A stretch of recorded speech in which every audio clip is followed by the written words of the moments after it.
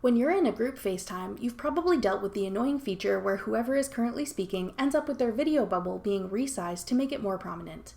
If you want all the bubbles to stay the same size throughout your calls, we can help. I'm Jessica from techboomers.com, and in this video, I'll be showing you how to turn off FaceTime bubble resizing. Now let's get started.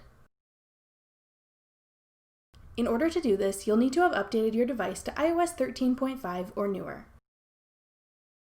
To begin, open your Settings app. Then scroll down and select FaceTime. Scroll down to the Automatic Prominence section. Tap the switch labeled Speaking to disable Automatic Prominence. This will make the video bubbles stay the same size when you're on FaceTime calls. That's all it takes to turn off FaceTime bubble resizing. Thanks for watching. If you found this video helpful, we'd love it if you'd hit the thumbs up button below and subscribe to our channel. We put out great new tech tutorials like this one twice a week, every Tuesday and Thursday.